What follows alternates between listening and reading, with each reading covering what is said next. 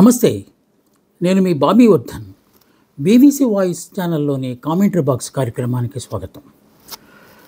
వారం వారం వార్తా సమాహారం కార్యక్రమంలో ఇవాళ కొన్ని ముఖ్యమైన అంశాల గురించి నేను మీతో మాట్లాడటానికి వచ్చాను. ఒకటి, రాష్ట్రాన్ని అతలాకుతలం చేసిన మోందా తుఫాను గురించి. అనూహ్యంగా వచ్చిన ఈ తుఫాను రాష్ట్రంలోని దాదాపు అన్ని జిల్లాలను అల్లకల్లోలం చేసింది.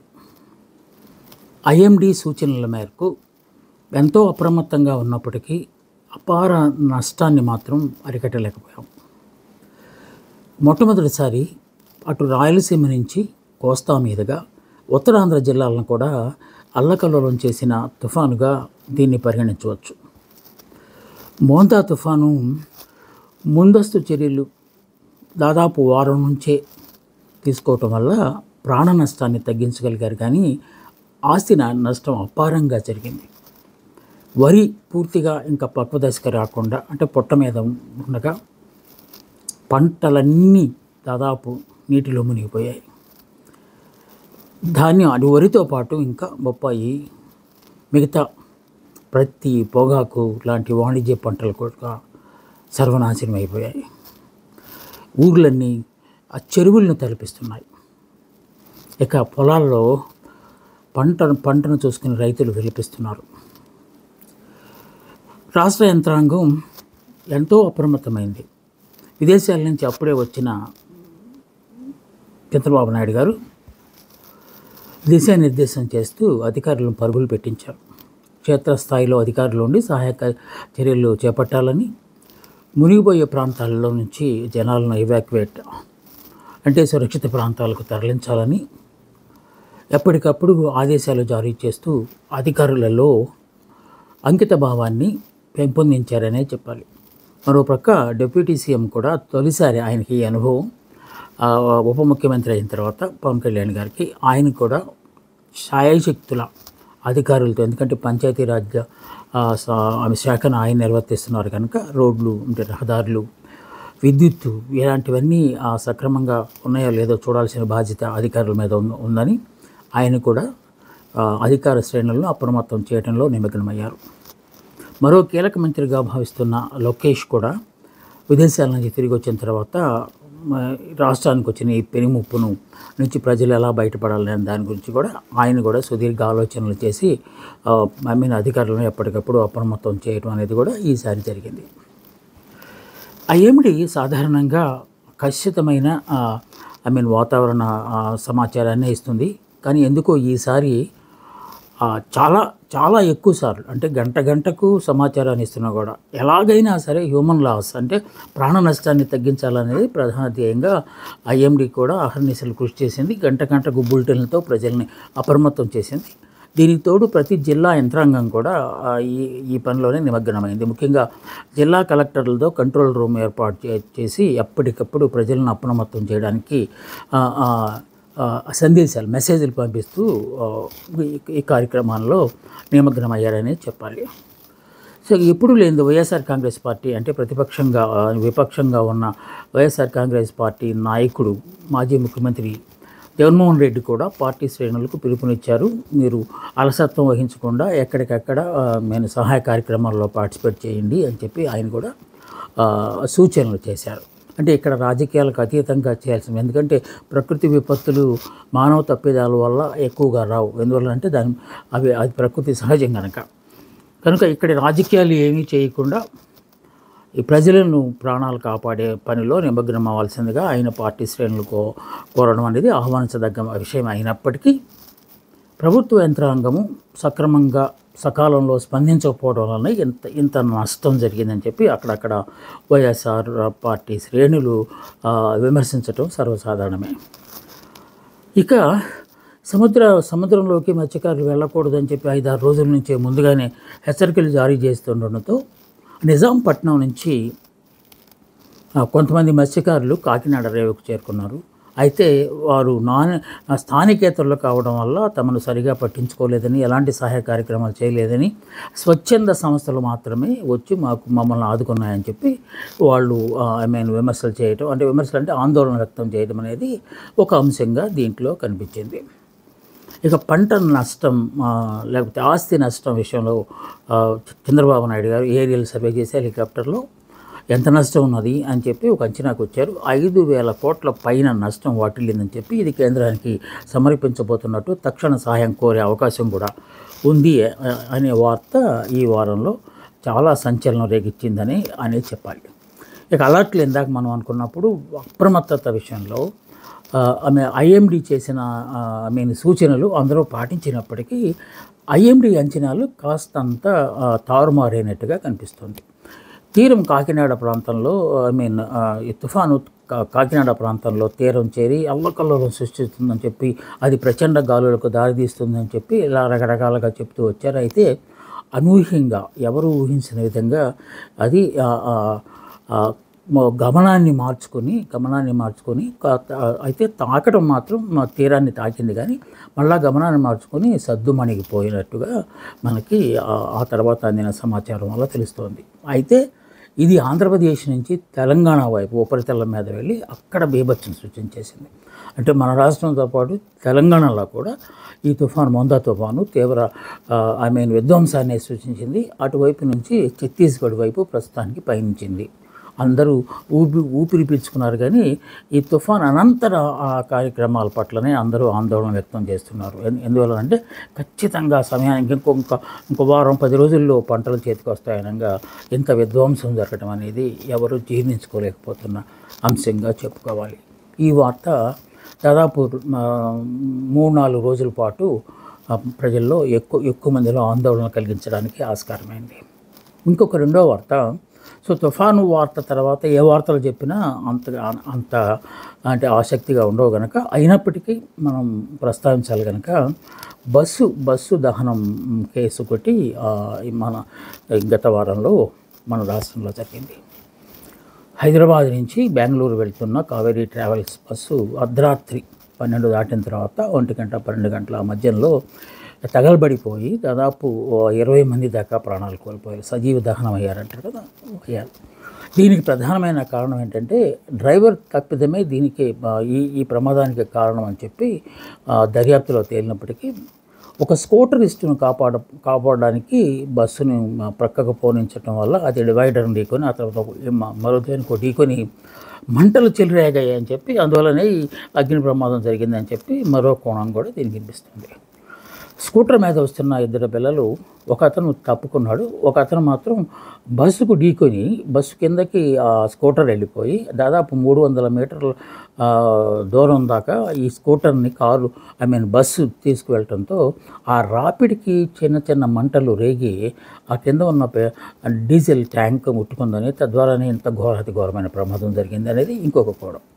ఇది కాకుండా చాలాసేపటి వరకు ఏదో క్రాకర్స్ పేల్చినట్టు సౌండ్ వస్తున్న దానికి ఇంకొక కారణంగా ఏంటంటే హైదరాబాద్ నుంచి బెంగళూరుకి ఈ మొబైల్ ఫోన్ తాలూకు బ్యాటరీలు చాలా వరకు డిక్కీలో ఉన్నాయని, అవి అంటుకోవటం వల్ల ఇంత అగ్ని ప్రమాద తీవ్రత జరిగిందని చెప్పి ఇంకొక కోణం కూడా బయటకు వచ్చింది. సో మొత్తానికి డ్రైవర్ తన ప్రాణాలను కాపాడుకోవడం కోసం అంతమంది ప్రాణాలు తీశాడని చెప్పి అంటే ఆ ప్రమాదం జరిగిన తర్వాత అగ్ని వస్తుందని తెలియగానే డ్రైవర్ దూకేయటం, బస్సు ఇంకా తీవ్రంగా ప్రమాదానికి గురి కావటం కూడా మనం దీనిలో గమనించాల్సిన అంశం. సో చిన్నపిల్లలు చనిపోయారు, కొత్తగా పెళ్ళైన వాళ్ళు చనిపోయారు, పండగలకు వచ్చి మళ్ళీ వెళ్తున్న వాళ్ళు చనిపోయారు, ఇలా రకరకాల ఆర్తనాలతో. ఇందులో కోస్త ఊరటనిచ్చే అంశం ఏంటంటే ఒక యువకుడు సాహసించి అద్దాల పక్కలు కొట్టుకుని దాదాపు 10 మందిని కాపాడటం అనేది ఎంతో కొంత మనుషుల్లో ఇంకా మానవత్వం మిగిలే ఉంది అని చెప్పడానికి ఒక ఉదాహరణగా మాత్రమే దీన్ని మనం చెప్పుకోవాలి. బస్సు దహనం చాలామందిని కలిసివేసింది. ఇంకొక విషయం ఏంటంటే పీపీపీ విధానంలో ఆసుపత్రుల నిర్వహణను వ్యతిరేకిస్తున్న కొన్ని వర్గాలు హైకోర్టును ఆశ్రయించాయి. ముఖ్యంగా గుంటూరుకు చెందిన కుర్ర వసుంధర అనే ఆవిడ హైకోర్టును ఆశ్రయించి పీపీపీ విధానంలో తెక్కి ఈ మెడికల్ కళాశాల నిర్వహణను మార్చడానికి టెండర్లు పిలిచారు. ఆ టెండర్లను రద్దు చేయించాలని చెప్పి ఆవిడ ఒక పిటిషన్ వేశారు. అయితే హైకోర్టు దీనిని ఏమాత్రం సహించలేదు. సో ఈ దశలో ప్రభుత్వ పాలసీ ప్రకారం వాళ్ళు అది చేస్తున్నారు. మేము జోక్యం చేసుకోవడం అంత మంచిది కాదు. సో నాణానికి రెండో వైపు ఏముందో కూడా చూడాల్సిన బాధ్యత న్యాయస్థానాల మీద ఉంది. అందువల్ల మీ కేసును మేము పరిగణించట్లేదు అని చెప్పారు. మీరు టెండర్ల ప్రక్రియ గురించి మాట్లాడుతున్నారు. టెండర్ల వేగాన పరుగులు పెట్టుకుని వ్యాపారస్తుడు ఎవడో రాడు. అంత తొందరగా ముందుగానే మీరు ఊహించేసుకుని ఇలాంటివన్నీ చేయడం మంచిది కాదు.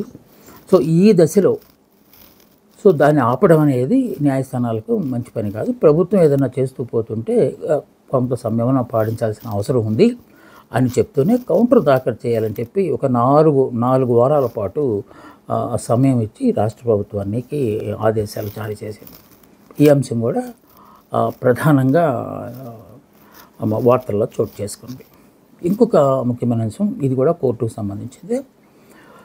సో దివంగత వైఎస్ వివేకానంద రెడ్డి హత్య అనొచ్చు, లేకపోతే మృతి సంబంధించి సిబిఐ కోర్టు ఒక సంచలన ప్రకటన చేసింది. ఆ మధ్య ఈ కేసు పూర్వపరాలన్నీ పరిశీలించిన తర్వాత ఇక ప్రక్కన పెట్టేసిన సంగతి మనకు తెలిసిందే. ఆ తర్వాత వివేకానంద రెడ్డి కుమార్తె సునీతారెడ్డి కేసును మళ్ళా దర్యాప్తు చేయాలని, అసలు దోషులకి శిక్షలు పడలేదని, అమాయకులు మాత్రమే ఈ కేసులో శిక్షలు పొందారని, అసలు వ్యక్తులు బయట తిరుగుతున్నారని, వారి మీద యాక్షన్ తీసుకునేదాకా మళ్ళీ దర్యాప్తు ప్రారంభించాలి అని చెప్పి ఆవిడ ఒక పిటిషన్ వేశారు. సో దానికి స్పందించిన సిబిఐని కోర్టు మీకు ఏమైనా అభ్యంతరం ఉందా, ఇంకా ఈ కేసును ఇంకా మీరు సాగదీయడానికి లేకపోతే ఇంకా కొనసాగించడానికి మీకు ఏమైనా ఆసక్తి ఉందా అని చెప్పినప్పుడు కొన్నాళ్ళు స్తబ్దతగా ఉన్న సిబిఐ ఇప్పుడు మళ్ళీ కొత్తగా చెప్పింది, మాకు ఆ కేసును ఇంకా ముందుకు తీసుకెళ్ళడానికి మాకు ఎలాంటి అభ్యంతరం లేదు, మేము తప్పనిసరిగా దీన్ని చేపడతాము అని చెప్పి అవినాష్ రెడ్డి భాస్కర్ రెడ్డికి కౌంటర్ దాఖలు చేయాల్సిందిగా ఒక ఆదేశం జారీ చేసింది. ఇక వాళ్ళు మామూలే, ఇదంతా రాజకీయ ప్రేరేపితంగా సునీతారెడ్డి ఇంకా ఎవరితోనో కుమ్మక్క అయిపోయి చెప్పి మా మీద కావాలనే బురద జల్లాలని ఈ కేసును మళ్ళా బయటికి తీస్తున్నారు అని చెప్పి వాస్తవే యథాతథంగా ఈ భాస్కర్ రెడ్డి అవినాష్ రెడ్డి గారు చెప్పడం అనేది కూడా ఈ వార్తలో ఒక ముఖ్య అంశంగా మనం చెప్పుకోవాలి. ఇంకొక విచిత్రమైన వార్త ఏంటంటే అమెరికా అధ్యక్షుడు డొనాల్డ్ ట్రంప్, ఆయనకి మామూలుగా చాలామంది మానసిక వైద్యులు చెప్తుంది ఏంటంటే ఆయనకి బాగా మతి చెల్లించింది అని చెప్పి, అది వాస్తవేనన్నట్టు ఆయన చేష్టలు కూడా ఉన్నాయి. వాటిలో ముఖ్యమైనది ఏంటంటే సరే 7 యుద్ధాలను ఆపానంటున్నాడు, ఇప్పుడు రేపు రాబోయే మన ఆఫ్ఘనిస్తాన్ పాకిస్తాన్ యుద్ధాన్ని కూడా తానే ఆపుతానని చెప్తున్నాడు. ఆయన ఆపానని చెప్తున్న ఇజ్రాయెల్ పాలస్తీనా యుద్ధం ఇంకా ఆగనే లేదు, అది కొనసాగుతూనే ఉన్నది. ఒకరి మీద ఒకరు దూసుకుంటూ కాల్పుల విరమణ ఒప్పందం కుదిరినా కూడా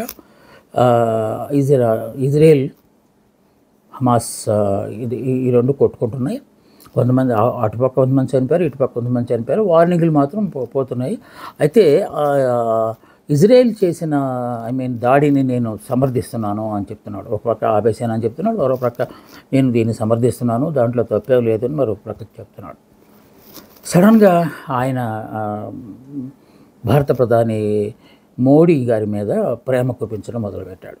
అది ప్రేమనాలో లేకపోతే అసహ్యమనాలో వెటకారమనాలో వ్యంగ్యమనాలో అర్థం కాకుండా ఆయన మాట్లాడుతున్నారు. నేను మోడీ గారు చాలా దోస్తులు, ఆయన చాలా మంచి, ఆయన చాలా అందగాడు, ఆయన మాటలు భలేగా ఉంటాయి అని చెప్తూనే ఆయన రాక్షసుడు అని మరొకసారి ఏదో ముక్తాయింపు ఒకటి ఇచ్చాడు. అసలు ఆయన ఏం మాట్లాడుతున్నాడో అర్థం కాని విషయం.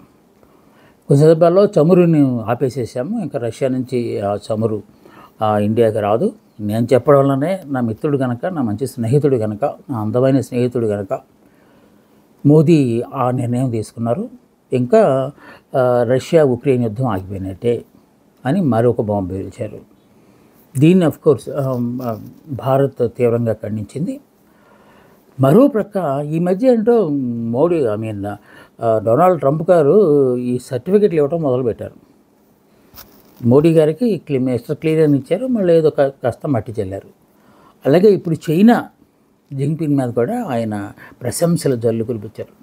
అజాత శత్రువులాగా ఉన్న వాళ్ళిద్దరూ పక్కనే కూర్చొని మాట్లాడటం అనేది ఒక ఆశ్చర్యంగా ఉంటే ఆయన ప్రక్కనే పెట్టుకుని ఆయన మీద ఇదే దండకం మొదలుపెట్టారు.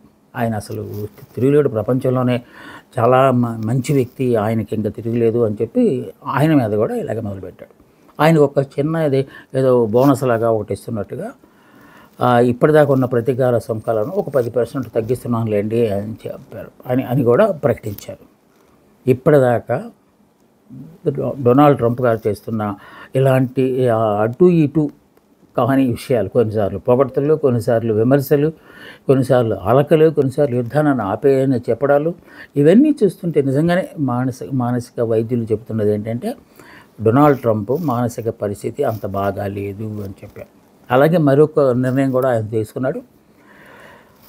ఈ ఆటోమేటిక్ రెన్యువల్ ఉంటుంది కదా, ఏదైనా వీసా గడువు అయిపోతే దాన్ని ఆటోమేటిక్గా రెన్యువల్ అనేది దాన్ని పూర్తిగా తీసేశాడు.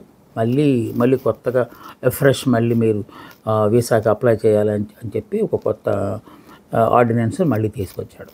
ఇలాగా తన ఇష్టారాజ్యంగా ఏం చేస్తున్నాడో తెలియని ఒక అయోమయ డోలాయమాన పరిస్థితిలో డొనాల్డ్ ట్రంప్ ఉండటం అమెరికన్ని, ప్రపంచాన్ని కూడా ఆశ్చర్యపరుస్తుంది. ఈ వార్త కూడా ఈ వారంలో వచ్చిన ఒక ప్రముఖమైన వార్తగా మనం చెప్పుకోవాలి.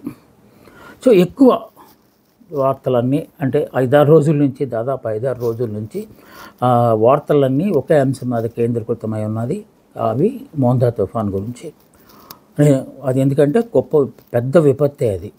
మనం ఇందాక చెప్పుకున్నట్టు సాధారణంగా ఒక ప్రాంతానికి మాత్రమే పరిమితమై ఆ ప్రాంతంలోనే విధ్వంసం సృష్టించి వెళ్ళే తుఫాన్ ఈసారి రాయలసీమ ప్రాంతం దగ్గర నుంచి ఉత్తరాంధ్ర శ్రీకాకుళం దాకా అన్ని జిల్లాలను అతలాకుతలం చేయటం అనేది ఈసారి కాస్తంత ఇబ్బంది పెట్టిన అంశం. నాకేం పక్షపాతం లేదు అన్నట్టుగా మన రాష్ట్రం నుంచి పక్క రాష్ట్రానికి వెళ్ళిపోయి అక్కడ కూడా విధ్వంసాన్ని సృష్టించడం, ఆ తర్వాత ఛత్తీస్గఢ్ అక్కడ కూడా అల్లకల్లోలాలు సృష్టించడానికి మోందా తుఫాన్ రావడం అనేది ఒక విషాదాంశంగా మనం ఈ వారంలో వచ్చిన ఒక వార్తగా మాట్లాడుకోవాలి. సాధారణంగా అక్టోబర్, నవంబర్ మాసాల్లో ఈ తుఫాన్లకు ఎక్కువగా వచ్చే ఆస్కారం ఉన్న కాలం అది. సో రైతులు పంటల విషయంలో జాగ్రత్తలు తీసుకోవాల్సిన దాని గురించి మళ్ళీ పునరాలోచించాలి. ఎందుకంటే అగ్రికల్చర్ యూనివర్సిటీలు, హార్టికల్చర్, ఈసారి హార్టికల్చర్ అంటే గుర్తొచ్చింది. కేవలము అగ్రికల్చరే కాకుండా హార్టికల్చర్, ముఖ్యంగా ఉద్యానవన పంటలన్నీ సర్వనాశనం అయిపోయాయి. సో ఇప్పటికే ధరలు విపరీతంగా పెరిగిపోయి ఇప్పుడు మళ్ళీ ఈ తుఫాను రావడంతో కూరగాయల ధరల దగ్గర నుంచి నిత్యావసర వస్తువుల దాకా విపరీతంగా ధరలు పెరిగే అవకాశం ఉంది. ఇది సామాన్యుడి మీద పెద్ద భారం మోపే అవకాశం కూడా ఉంది. ప్రకృతిని సవాలు చేయటం ఎవరి వల్ల కాదు, కానీ ప్రకృతి విపత్తుల నుంచి ప్రాణ నష్టాన్ని, ఆస్తి నష్టాన్ని కాస్త తగ్గించడం మాత్రం తప్పనిసరిగా ఎవరైనా చేయొచ్చు. మనకున్న ఇప్పుడు ఆధునిక సాంకేతిక పరిజ్ఞానంతో చాలా ముందస్తుగానే ఈసారి మనకు తెలిసినప్పటికీ కొన్ని విషయాల్లో మాత్రం మనం మోందా తుఫాను బారి నుంచి తప్పించుకోలేకపోవటం అనేది మనం గమనించిన ఒక అంశంగా చెప్పుకోవాలి. ఇవి ఈ వారంలో వచ్చిన చాలా వార్తలు వచ్చాయి. ఇంకా కాకుంటే ముఖ్యమైన అంశాల పట్లనే మనం మాట్లాడుకుందాం అని గతంలో కూడా అనుకుందాం కదా. సో మళ్ళీ వచ్చే వారం ఇంకా కొన్ని ముఖ్యమైన అంశాలతో మీ ముందుకు వస్తాను. అందాక సెలవు. నమస్తే, మీ బాబీ వర్ధన్.